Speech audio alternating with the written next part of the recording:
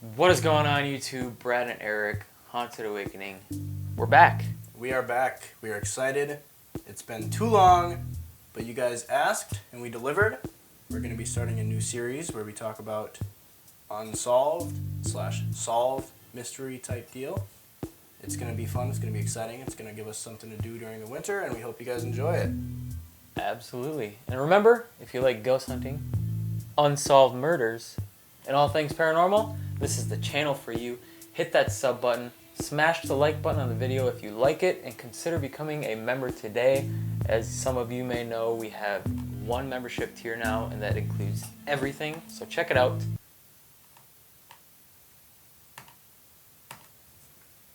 Immediately. Okay. So, what are we learning about today, So, Eric? we're going to be probably alternating between myself choosing a story to talk about and Brad choosing a story to talk about. And of course, today I will be starting. So I've got a story, well, an unsolved mystery, you could say. I've got the meat and potatoes in front of us, but I'm going to leave all of the theory seeking and real detailed discussion for, the content of the video. That's kind of where we're going with this series. So I thought that it would be only fitting, since we just visited the Villisca Axe Murder House, and I thought it'd be super exciting. Right. But Definitely. then I thought, you know what? That's just a little bit too predictable because we were just at the Villisca Axe Murder House, right? Mm-hmm. So I decided that we are going to discuss the unsolved mystery of Summer Wells. Ooh. Yeah, that's a big one. That is, very sad, actually. Yes. Very dark and morbid. But I do have some of the meat and potatoes. Bear with me. I tried to... We having some light issues? No, yeah. I am not an expert of the topic. You probably know more than I do. I know you guys did a session on the Spirit Box for that event, but I did my best to try to get some information on the whole scenario, and we'll talk about some theories and conspiracies as we go. What I gathered is Summer Wells and her mother Candace were in the backyard of their home in Hawkins County, Tennessee. I think it's in Rogersville, if I'm not mistaken. And it was June 15th of 21, I believe it was. They were with Summer's grandma, gardening, and one thing that I find kind of comical is they call her grandma Grandis, because mom's name is Candace, so the joke is they're calling the grandma Grandis. Okay. Interesting. Interesting. Anyways, so they're gardening, and Summer said she wants to go inside and watch TV with her brothers. I think her brothers were playing video games or something like that, but she wanted to go inside with them. So she entered the house through the front door. Now, it might help you to look up the house. They have 3D drone pictures, and it's mapped out to help you understand kind of the geography of the area. But she entered from the front door and joined her brothers. She then told her brothers she wanted to go in the basement and play with some of her toys. And then Candace, Summer's mom, claims that she entered the home approximately 2 minutes, and then she changed it later to 3 to 5 minutes, but 2 minutes after Summer left, she went back into the house. Her mom, Candace, went back into the house and asked her sons where Candace was. Her sons, Summer's brothers, told Candace that she went to the basement. Candace went to call for her daughter from the stairs and did not get a response, and she thought that was strange. And that is kind of where everything begins. That's apparently the last time that Summer was seen was when she went to the basement to play with her toys. So... And there's no exit from the basement, right? There is. There is? Yeah. So that goes on to, I guess, our first theory. So you'll have to look at the interviews with the parents, Candace and Dawn, I think it is. There's a lot of information that is, circumstantial that people are taking to create these theories, but apparently Dawn had a rough history with domestic violence and, violence in the home, but... with the wife. I believe so, yeah. I did see one theory talks about drug use with the mother and grandmother, okay? Now, I don't want to make any assumptions, but if you do watch the video and you look at kind of the content of the character, there is potential for drug use, I would say, maybe. But, anyways, the theory that Candace is describing on these interviews is that somebody abducted Summer Wells from the basement door in that 2 minutes to 5 minutes approximate window that Candace describes, right? Right. So that's her theory. Mm-hmm. Theory, you could call it. You could call it cover-up, you could call it theory. Right. But in some of these theories that I'll be talking about, they're not mine. I can't take credit for it, but they're theories that I can get behind, if that makes sense. So let's hear what you have to say. With all of that information that we have now, what would you say that is going on in your mind right now? Okay, so I don't really know what to think, just because this is such a vague story. Usually, and this is not our fault or anyone's fault, but usually with stories there's so much more background to it, I guess you could say. But this is literally, she went missing, we don't know what happened. It's not a story that needs context clues like, oh, the day before they went to the store and bought this, and then the next day they went missing. Yeah. So there is, I'll go more in depth about this later, but I would just want to say that I think that this is relatively comparable to the Casey Anthony situation. I've got my theories with not much evidence, but it is, if you look, you guys, and Brad will do his best to have some pictures there for all of us in the video. But man, if you just look at this, I showed you the house. Mm-hmm. Look at this. This is probably several miles surrounding. It's the middle of nowhere. Just wilderness. It's not like downtown in the city where it's so Right. easy for someone to go missing. Right. And they had cadaver dogs. They had search parties. If she was just in the woods somewhere, it's likely that she would have been found. Right. But you look at the house, and there is a basement door. They're actually kind of close to what looks like a main thoroughfare or a busy road, or busy for the place. But there's plenty of woods surrounding the residence too. It's I don't know what to think. That is definitely a very small time frame between when she went inside and when her mom followed. Right. But yeah, so I would like to. But how do we know that's the truth? Exactly. If the parents didn't do something, say she did leave on her own and get lost, right? Right. Or abducted after that. Who's to say she didn't want to seem like a bad parent and say, yeah, I was out with grandma for half an hour. Right. You just don't know. So I don't know a whole lot about the parents and Grandis, but from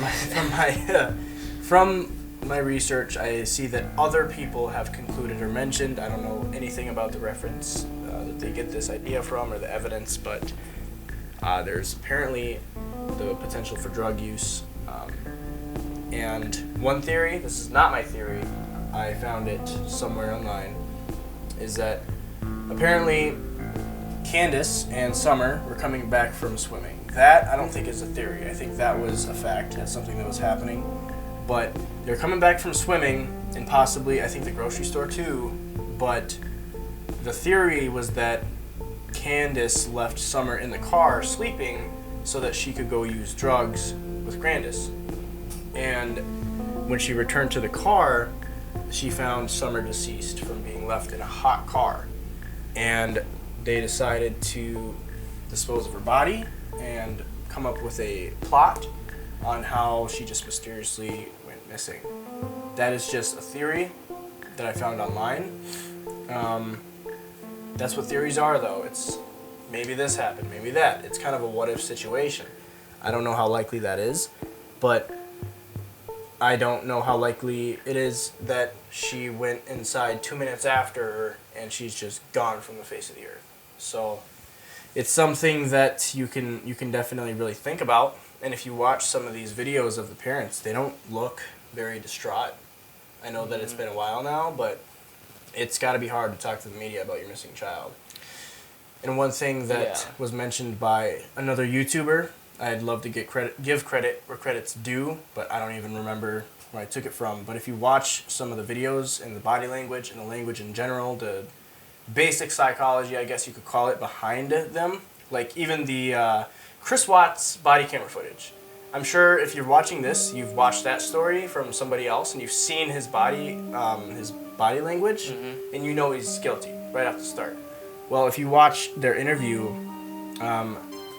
Candace talks about how Summer wanted to shave her head to be like her brothers and like her mom, because her mom calls herself a tomboy. But then the father, Don, immediately after, like in the same interview, says, no, Candace shaved her head to make Summer feel better about having a shaved head, because Summer kept shaving her head and messed it up, so we decided to shave it so it would grow back normal. So he's trying to kind of like credit her personality, make her look like a good guy or a good girl, to not, I don't know, there's so many things that you have to think about. Obviously none of that is admissible like in court, but it's just basic things to think about. Right, but I get what you're getting at with the whole, because I mean that's what lawyers do in court. They either try to make who they're defending to look like this innocent angel with simple things like, oh, they helped an old person cross the road 10 minutes prior. Do you really think they would do this? So that does seem like that's what he's pulling with that. Exactly. Making her seem like an angel. Like you wouldn't think anything of it if like, what was it? The daughter is messing with her hair, shaving it, and it looks funny, so we had to shave it off. That doesn't make you look like a bad parent, and that doesn't make you look like a bad person. That's just, it's part of parenting, right?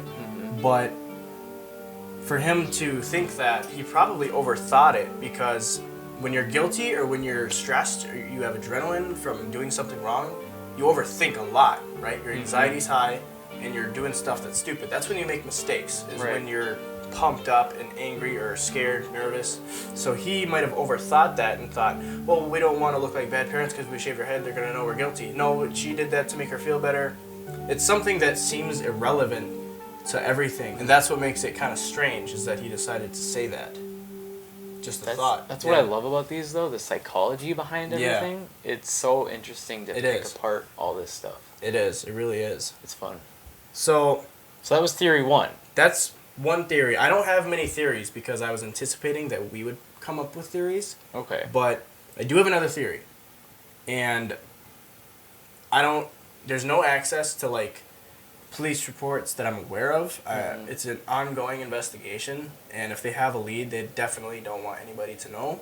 So apparently, this happened the afternoon of the 15th of June.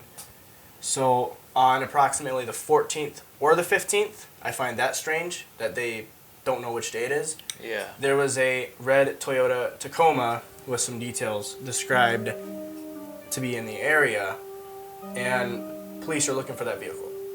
So, that doesn't seem strange. It doesn't. But when you see the geography of this place, it's not even small town. It's like farmland. Like, you know everybody there.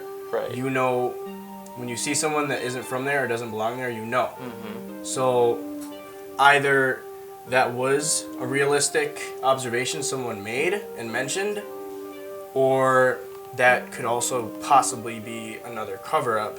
But I don't know who reported seeing that vehicle. That would help a lot to know who reported seeing that vehicle.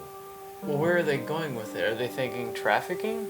Yeah, they're thinking if she was abducted in the basement in the short amount of time that the abductor had, short going based off of the 2 to 5 minutes that Candace mentioned, then that would probably be their top suspect for the time, because the vehicle was seen in the area around the same time that it happened, and the vehicle is out of place. Now, one thing I find strange is that I really want to know who reported that, but the main thing I find strange is that if that was an innocent person, completely not involved in it, they would want to clear their name right away. Exactly. Like, if it would look suspicious if, like, 6 months down the line, they find the truck, they find the person, they're like, why didn't you come forward? That makes them a pretty solid suspect. Right. But if they're innocent, obviously they know they're innocent, they're going to come forward and say, hey, yeah, that's my truck.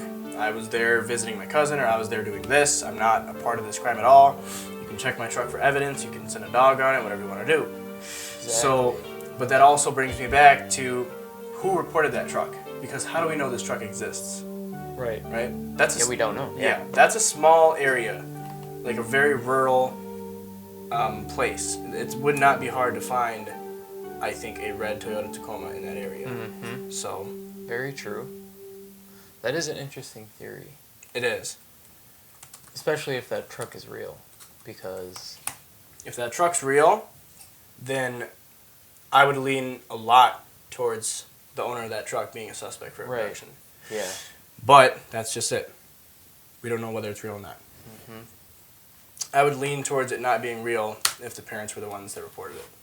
Definitely, yeah. At that point, I would throw that completely out the window. Right. Because that's just shady to me. If they're reporting that, especially if they saw the truck before everything went down, Mhm. they're pulling into the driveway. Oh, that truck's weird. That doesn't belong here. Right. You know, why wouldn't you be a little more weary of that? Because even we live in a pretty busy area. If I see a car I've never seen before, I'm kind of focused in on it. Yeah. Like, oh, I've never seen that person before. I wonder what they're doing here. Exactly. I'm trying to see if I can find who reported it. And even if it was anonymous, who knows that one of the parents or grandest didn't call anonymously and report it. Right. Obviously, she had her head shaved, but apparently that happened shortly before she went missing. Which is... Did she shave her own head? She was apparently, according to her parents, she was cutting some of her hair off the back of her head, and they shaved it short. Now, could that be a cover-up, though? it could be, because if you look at hair any is picture, DNA. right? But if you look at any picture of her, okay, she has somewhat longish hair. I didn't know the head shave thing, but if you plan to have your child abducted for trafficking reasons, right? Shave the head unrecognizable from a distance, from behind. That, oh my god. The main point I wanted to bring up with that was the spirit box. When I asked where Summerwell's was, clear as day, said in a box in the floor. So, I mean, whose floor? We don't know. If she was abducted, that, God forbid, but it very well could be, she's in a box in the floor. Well, based off of the information we have, the information that's even available, I think we both agree that abduction is probably it's something that I think probably happened. I don't know. I'm not saying that it definitely wasn't foul play, but I don't want to jump to that conclusion. I trust that a missing child is handled to the highest professionalism and highest extent by any law enforcement agency. So I would trust that Hawkins County Sheriff's Department or whatever department handled that case left no stone unturned when looking for foul play with the parents. Yeah, I mean, I'm probably in the same boat. Like you said, hopefully they handled that with the most profession they could provide. And which, reading a lot of the theories and the story, it seems like they did. Yeah. It seems like they did what they were supposed to do. They did everything they could do. But yeah, I'm going to go with abduction. Yeah. I guess for you guys, drop in the comments what you think. If you guys have any other theories that are popular or a theory of your own, drop it in the comments. Let us know. We are open to all theories and hearing what you guys have to say. Absolutely. And I know this was a shorter video, but this was our first Unsolved video, and like we said before, there kind of wasn't much context. We're going to do other stories that have more context, where we go into depth with days leading up to the event, days following the event, and we hope you guys stick around. If this is something you like, please smash the like button, share it with your friends and family, and let us know in the comments what other unsolved mysteries you think we should do. Thanks so much for watching. Make sure you leave that comment, make sure you like, and consider becoming a member. Until next time, you're picking the next video. I hate talking.